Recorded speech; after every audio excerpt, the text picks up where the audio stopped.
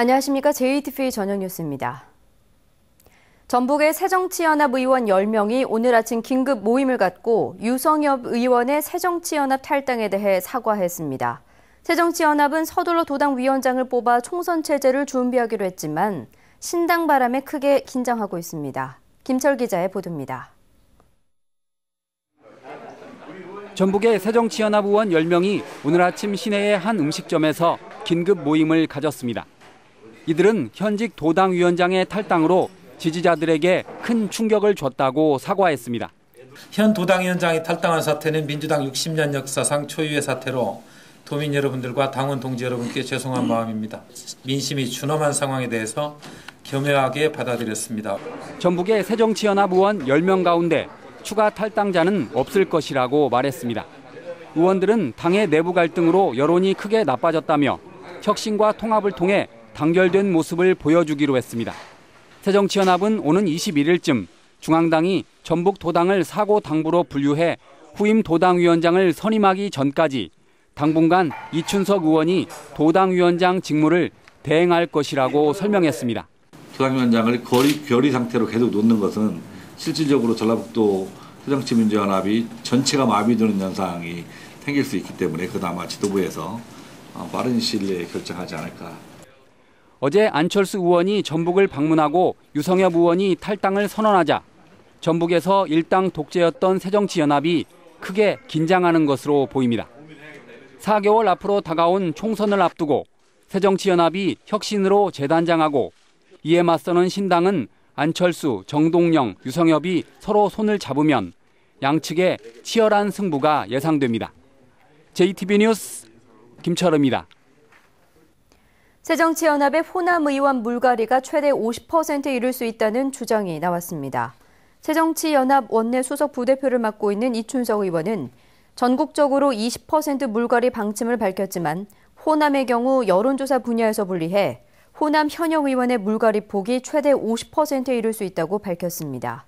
하지만 중앙당이 이달 말 여론조사를 통해 물갈이 대상자를 정하고도 당분간 이를 공표하지 않을 것으로 보여 공천 탈락자의 윤곽은 내년 1월이 넘어야 나올 것으로 예상됩니다.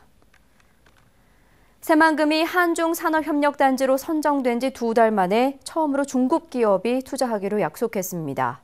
한중 FTA 발효로 사업 환경이 개선되면서 중국 기업들의 투자가 더욱 늘어날 것으로 보입니다. 김진형 기자입니다. 중국의 한 식품 제조업체가 한중 FTA 발효를 앞두고 새만금에 300억 원을 투자하기로 약속했습니다.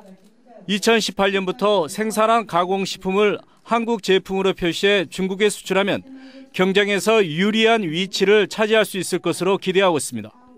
더구나 20일부터 한중 FTA가 발효되면 관세 감면 혜택까지 받게 됩니다. 在杭中自贸协定启动之际成都迎来签约新旺经发展是两国良好经贸关系的结果。 새만금 산업단지가 지난 10월 한중 산업협력단지로 지정된 이후 유치한 첫 번째 중국 기업입니다. 이 같은 이유로 한중 FTA가 발효되면 새만금 한중협력단지에 대한 중국 기업들의 투자가 잇따를 것으로 기대되고 있습니다. 하지만 새만금 신항만과 공항, 도로 등 기반 시설의 예산 확보가 늦어지면서 중국 기업 유치에 발목을 잡지 않을까 우려가 나오고 있습니다. 도로, 철도 이런 것들이 연결되고 있고 20년이면 새만금 신항만이 개항을 하게 됩니다. 그리고 2023년에는 새만금 국제공항도 열 거로 저희는 기대를 하고 있습니다. 한중 FTA가 발효를 계기로 중국 업체의 투자가 활기를 띨 수 있도록 기반 시설 확충이 시급한 과제로 떠오르고 있습니다. JTV 뉴스 김진형입니다. 주택건설업체가 대한방직 전주 공장을 사려고 하면서 아파트 건립 가능성이 나오고 있습니다. 하지만 전주시 도시계획상 앞으로 2년간은 아파트를 짓는 게 불가능하다는 분석입니다. 권대성 기자의 보도입니다. 전주시 도시기본계획에 대한방직이 포함된 효자 권역의 계획 인구는 2025년까지 8만 9천 명입니다. 하지만 현재 9만 5천 명으로 이미 계획 인구를 넘어섰습니다. 이 때문에 대한방직의 용도를 아파트를 지을 수 있는 주거용지로 바꿀 수 없습니다. 계획 인구를 높이는 도시기본계획을 변경하는 것도 당장은 어렵습니다. 현재 계획은 2012년에 세워져 원칙적으로 5년 뒤인 2017년에나 바꿀 수 있습니다. 적어도 2년 안에는 대한방직 자리에 아파트를 짓는 건 불가능한 셈입니다. 서둘러서 그 기본계획을 변경을 사항은 아니고 5년마다 한 번씩 하기 때문에 2017년도에나 그 인구 배분 계획이라든가 그것을 검토를 해서 변경할 계획입니다. 장기적으로 도시기본계획을 바꿔도 아파트 건립이 쉽지 않을 것으로 보입니다. 전주시와 전주시의회가 아파트 과잉 공급 등을 들어 부정적인 생각을 밝히고 있기 때문입니다. 주택이 과잉 공급되는 그런 여러 가지 문제점들도 있기 때문에 이 대한방직 문제는 대한방직 하나만 딱 떼서 도는 것보다는 전주시 공간 전체로 보고 구상을 해야 한다는 말씀을 드리겠습니다. 대한방직은 지난 8월 전주공장 매각 절차에 들어가 주택건설 전문 업체를 1순위 협상자로 선정했고 다음 달 7일까지 계약 여부를 결정할 계획입니다. JTB 뉴스 권대성입니다.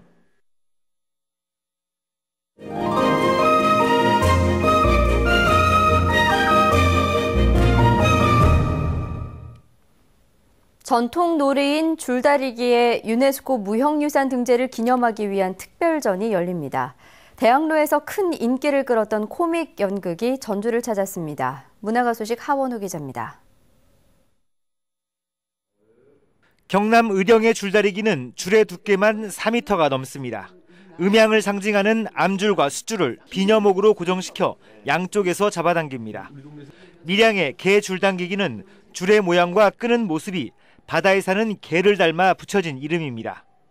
동남아시아의 줄다리기는 우리와 비슷한데 필리핀은 강을 사이에 두고 겨룬다는 점이 특징입니다. 나라와 지역은 달라도 공동체의 안녕과 화합이 줄다리기의 정신입니다. 어느 팀이 이겨도 상관은 없고 그 공동체의 풍요라든가 안이라든가 그 단합을 좋게 하는 그런 의미가 있는 것입니다. 우리 다시 돌아오는 길이다. 대학로를 대표하는 코믹극 뉴 보잉보잉이 전주 무대에 오릅니다. 남자 주인공은 3명의 스튜어디스와 약혼 관계를 맺고 있는 바람둥이입니다. 어느 날 세 여자가 동시에 남자 집을 찾게 되면서 한바탕 벌어지는 소동을 코믹하게 담아냈습니다.